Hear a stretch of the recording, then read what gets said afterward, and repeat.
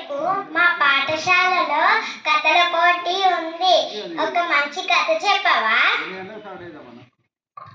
పోటీ దేనికమ్మా? ఉగాది పండుగ వస్తుంది కదా.